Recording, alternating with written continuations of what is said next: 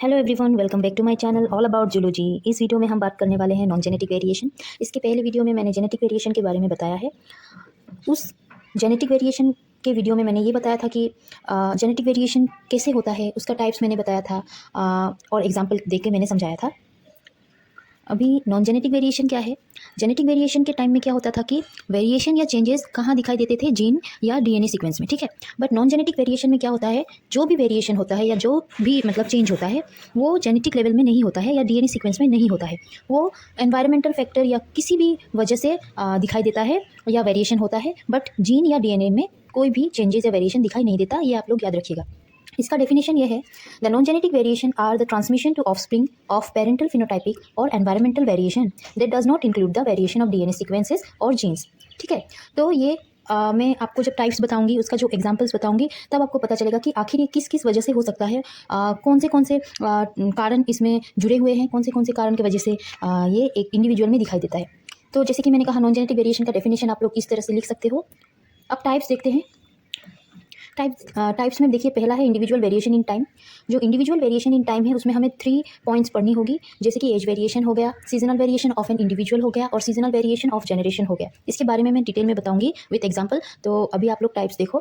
दूसरा टाइप है social variation, ठीक है। तीसरा है इकोलॉजिकल वेरिएशन। इसमें भी हमें कई पॉइंट्स पढ़ने होंगे, जैसे कि हैबिटेट वेरिएशन हो गया, होस्ट डिटरमाइंड वेरिएशन हो गया, variation induced by temporary environmental condition हो गया, एलोमेट्रिक्स वेरिएशन हो गया और न्यूरोजेनिक वेरिएशन या न्यूरोजेनिक कलर वेरिएशन हो गया। तो इकोलॉजिकल वेरिएशन में हमें ये सब पढ़ना होगा। उसके बाद है लास्ट ट्रॉमेटिक वेरिएशन, जैसे कि एक्सीडेंटल एंड टेरोलॉजिकल वेरिएशन हो गया और पोस्टमार्टम चेंजेस हमें पढ़ना होगा। सो ये रहा टाइप्स और इसका डेफिनेशन मैंने इसे लिख के आपको दिखाया है, क्योंकि अगर मैं लिखने जाऊँ तो वीडियो काफ़ी लंबा हो जाएगा। आप लोग इस तरह से नोट्स बना सकते हो। तो चलिए देखते हैं इसके टाइप्स के बारे में हम। सो देखिए, सबसे पहला है इंडिविजुअल वेरिएशन इन टाइम। जैसे कि मैंने कहा था 3 पॉइंट्स उसमें पढ़ना होगा। पहला है एज वेरिएशन। एज वेरिएशन वैसे होता क्या है कि वेरिएशन अकॉर्डिंग टू एज के हिसाब से जो भी वेरिएशन एक इंडिविजुअल में दिखाई देता है उसे एज वेरिएशन कह सकते हैं। जैसे कि the differences in age within a population, ठीक है। तो मैं एक एग्जाम्पल के तौर पर ये बता सकती हूँ कि लेप्टोसिफिलस ब्रीविरोस्टेरिस जो है वो क्या है, एंगुइला जो ईल फिश है उसका जो इमेच्योर स्टेज बोल सकते हो या जुवेनाइल स्टेज बोल सकते हो, वो जो है वो क्या होता है कि ईल फिश का जो एंगुला अडल्ट फॉर्म है उससे पूरा टोटल डिफरेंट दिखाई देता है, ठीक है। तो क्या होता है इसके केस में हम देखते हैं कि जो इसका जो इमेच्योर स्टेज है वो अडल्ट स्टेज से टोटल अलग दिखता है। तो हम ये बोल सकते हैं कि एज के मुताबिक ये लेप्टोसिफिलस ब्रीविरोस्टेरिस एक एंगुला अडल्ट फिश से पूरा टोटल दिखाई देता है। मतलब उसमें क्या आया, वेरिएशन आया अकॉर्डिंग टू एज। तो ये एक एग्जाम्पल हम एज वेरिएशन में देख सकते हैं। दूसरा एग्जाम्पल हम कैटरपिलर ले सकते हैं। जैसे कि बटरफ्लाई क्या है, बटरफ्लाई का जो इमेच्योर या लार्वल स्टेज है उसको कैटरपिलर बोलते हैं कि नहीं। वो भी अपना जो बटरफ्लाई का जो है अडल्ट फॉर्म उससे काफ़ी अलग दिखता है, पूरा अलग दिखता है हम बोल सकते हैं।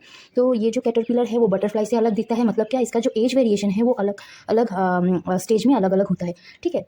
तो ये रहा एज वेरिएशन के बारे में। अब हम देखते हैं seasonal variation of an individual, ठीक है। Seasonal variation of an individual क्या है कि एक इंडिविजुअल का सीजन वाइज जो वेरिएशन दिखाई देता है उसे हम सीजनल वेरिएशन बोल सकते हैं। यहाँ पे एक एग्जांपल के तौर पे मैंने टार्मिजन जो है वो एक बर्ड है, उसका जो प्लूमेज का कलर है वो समर में देखिए ग्रे या ब्राउन होता है और विंटर में क्या हो जाता है, वही ग्रे या ब्राउन जो उसका प्लूमेज है उसमें व्हाइट स्पॉट्स नजर आते हैं।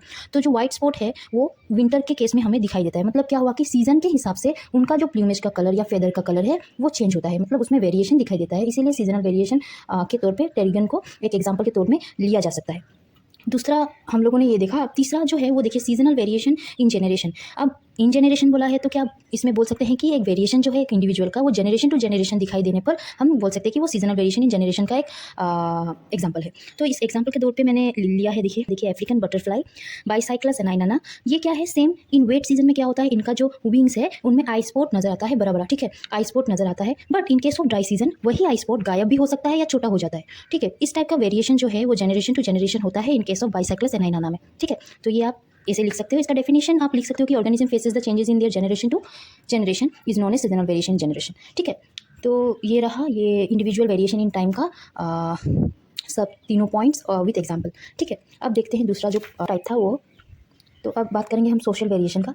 सोशल वेरिएशन मतलब क्या होता है कि social variation occurs due to social characteristics such as age, gender, social class which is known as social variables. So जैसे कि मैंने यहाँ पे एक एग्जांपल के तौर पे लिया है हनी बी, ठीक है। हनी बी एपिस इंडिका है कि देखिए हनी बी का कॉलोनी होता है, उनका जो कॉलोनी है उनमें 3 ऑर्गेनिज्म दिखाई देते हैं।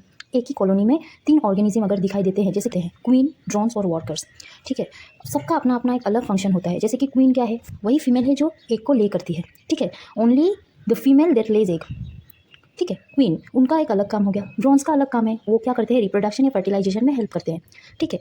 और वर्कर्स का काम क्या है कि वो फूड सर्च करते हैं, यंग वन का जो है वो केयर टेकर हिसाब में वो फंक्शन प्ले करते हैं, या आप ये बोल लीजिए वो जो उनका जो हाइव है, कॉलोनी का जो हाइव होता है वो क्लीन करने में हेल्प करते हैं। तो सबका अलग अलग फंक्शन हो गया। मतलब क्या बोल सकते हैं कि एक ही स्पीसीज़ का जो सोशल वेरिएशन हुआ है 3 ऑर्गेनिज्म के दौरान, उसको हम एक सोशल वेरिएशन का एग्जांपल बोल सकते हैं। इनमें एक सोशल वेरिएशन कैरेक्टरिस्टिक्स जो है वो दिखाई देते हैं, ठीक है। ये रहा सोशल वेरिएशन के बारे में। अब रहा इकोलॉजिकल वेरिएशन। देखिए, इकोलॉजिकल वेरिएशन में जैसे कि मैंने कहा था कि कई पॉइंट्स पढ़ने होंगे, जैसे कि हैबिटेट वेरिएशन। इनका क्या है, हैबिटेट वेरिएशन का मतलब क्या होता है कि single population source different types of habitat according to their environment. हम जानते हैं कि एनवायरनमेंट के हिसाब से हर ऑर्गेनिज्म का एक अलग अलग हैबिटेट होता है, हम ये जानते हैं, ठीक है। तो बस ये यहाँ पे बोला गया है। हम एग्जाम्पल देखते हैं, जैसे कि मैंने एक वीडियो में बता के रखा था अबाउट डेजर्ट। तो देखिए, जैसे कि डेजर्ट में देखिए बहुत ज़्यादा गर्मी रहती है, एक्सट्रीम हॉट, ठीक है। तो उसमें क्या होता है कि कैमल और कैक्टस क्या होता है कि उन दोनों में ये हैबिटेट बना हुआ है कि वो लेस वाटर में भी सर्वाइव करते हैं, ठीक है। बट दूसरे ऑर्गेनिज्म की अगर बात करें तो वो इन कैमल और कैक्टस के हिसाब में वो सर्वाइव नहीं कर पाएंगे लेस वाटर में, ठीक है। तो अलग अलग एनवायरनमेंट या इकोसिस्टम के अकॉर्डिंग क्या होता है कि एक ऑर्गेनिज्म अपना हैबिटेट खुद ग्रो करता है, ठीक है, खुद अडाप्ट करता है। तो उस केस में हम कैमल और कैक्टस ले सकते हैं। दूसरा हम मैराइन इकोसिस्टम बोल सकते हैं। एक्सट्रीम सॉल्ट जहाँ पे प्रेजेंट होता है, उस एक्वाटिक सिस्टम में हाई अमाउंट ऑफ सॉल्ट रहता है। तो क्या हो गया कि उस केस में, उस पानी में, उस मैराइन इकोसिस्टम में क्या हो गया कि नॉर्मल एक्वाटिक जो ऑर्गेनिज्म है वो सर्वाइव नहीं कर पाएंगे। जो मैराइन इकोसिस्टम के लिए जो ऑर्गेनिज्म बने हुए हैं लाइक शार्क्स, तो वो क्या होंगे कि आसानी से उन इकोसिस्टम में सर्वाइव कर लेंगे, है ना। तो यहाँ पे यही कहने का मतलब है कि एक ऑर्गेनिज्म अपना अपना जो इकोसिस्टम होता है उनके हिसाब में वो अपना एक हैबिटेट बना लेता है। तो बस यही। उसके बाद दूसरा जो है वो है host determined variation. Host determined variation क्या होता है, variation of an individual occurs according to their host. पकड़ लीजिए, एक मैं एग्जांपल मैंने यहाँ पे लिखा हुआ है एपॉन्टिल्स फ्लेविकॉन की, ठीक है। ये है ब्रेकोनिड वास्प, ठीक है। तो इनका जो कोकून है, ये जो कोकून फॉर्म करते हैं, इनका कोकून होस्ट के ऊपर डिपेंड करता है। जैसे कि देखिए, हम जो एपॉन्टिल्स फ्लेविकॉन की जो है उनको अगर ब्लू ग्रीन कैटरपिलर के ऊपर ग्रो करवाए, ठीक है, तो वो अपना कोकून वाइट कलर का फॉर्म करते हैं। अगर कहीं भी हमें वाइट कलर का कोकून दिखाई दिया तो हमें ये जानना होगा कि वो जो वास्प है उनको ब्लू ग्रीन कैटरपिलर में ग्रो करवाया गया है, ठीक है। But in case of yellow green caterpillar वो गोल्डन कलर का कोकून फॉर्म करते हैं। मतलब हम लोगों ने यहाँ पे क्या देखा कि जो होस्ट है, अकॉर्डिंग टू दैट होस्ट एक ऑर्गेनिज्म या इंडिविजुअल अपना वेरिएशन डिटरमाइन करता है, ठीक है। तो ये रहा एक example about host determined variation. दूसरा, अगर तीसरा हम देखें तो variation induced by temporary environmental condition, ठीक है। तो एनवायरमेंटल कंडीशन मतलब क्या होगा, एक इंडिविजुअल और एक ऑर्गेनिज्म एनवायरमेंट कंडीशन के हिसाब से क्या होगा, अपना वेरिएशन या अपने ऊपर चेंजेस लाएगा, ठीक है। तो जैसे कि टेम्परेट रीजन में क्या होता है, खूब गर्मी होती है, वहाँ पे क्या होगा, डियर, फॉक्स, एलिफेंट, ये सब एनिमल हमें दिखाई देते हैं, ठीक है। But in case of polar region वहाँ पे क्या होता है, बहुत ठंड रहती है, जैसे कि सील्स, आर्टिक फॉक्स, पेंगुइन, ये सब दिखाई देते हैं। तो जैसे कि मैंने कि एग्जांपल के तौर पे यहाँ पे लिखा हुआ है पोलर बियर, ठीक है। पोलर बियर का क्या होता है, उन पोलर रीजन में सर्वाइव करने के लिए उनका बॉडी का स्ट्रक्चर अलग होता है, उनमें थिक लेयर ऑफ फेट रहता है, हाँ, और थिक फर प्रेजेंट रहता है, जिससे क्या होता है वो अपने आप को ठंड से बचा लेते हैं, ठीक है। वही पोलर बियर हम अगर टेम्परेट रीजन में रख दे उसको, तो वो सर्वाइव नहीं कर पाएगा, क्योंकि उसके हैबिटेट के हिसाब से, उनका जो एनवायरमेंटल कंडीशन है उनके हिसाब से वो ऑर्गेनिज्म अपने अपने एक रीजन में सर्वाइव कर पाएंगे, जैसे कि वो पोलर रीजन के लिए ही बना हुआ है, ठीक है। तो यहाँ पे ये दिखाई देता है कि एक एनवायरमेंटल कंडीशन के हिसाब से भी एक ऑर्गेनिज्म या एनिमल या इंडिविजुअल बोल लो, उनका जो वेरिएशन है वो दिखाई देता है, ठीक है।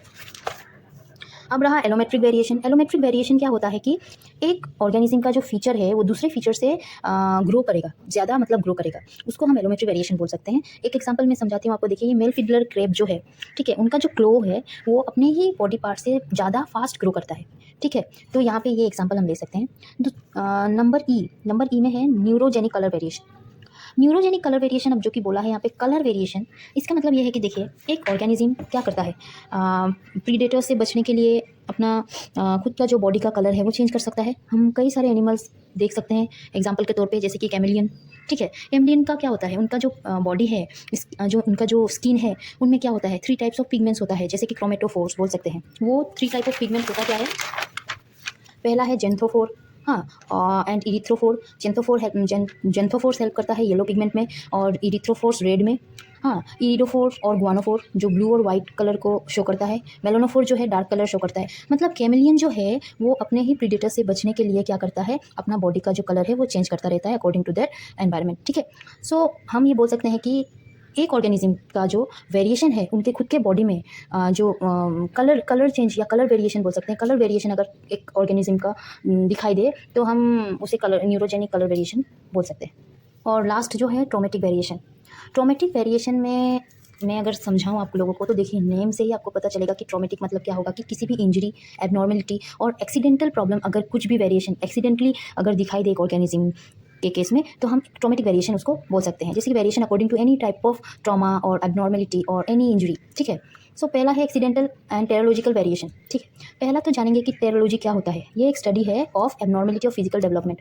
किसी भी एक ऑर्गेनिज्म का अगर फिजिकली कुछ प्रॉब्लम है, कुछ इंजरी हुआ है या एबनॉर्मेलिटी अगर दिखाई दे रहा है तो उनका जो स्टडी होगा उस स्टडी को हम टेरोलॉजी बोलेंगे, ठीक है। टेरोजेंस क्या होगा? टेरोजेंस जो है वो है टॉक्सिक सब्सटेंस, जिससे क्या होगा कि एक ऑर्गेनिज्म का जो एबनॉर्मेलिटी दिखाई देगा, ठीक है।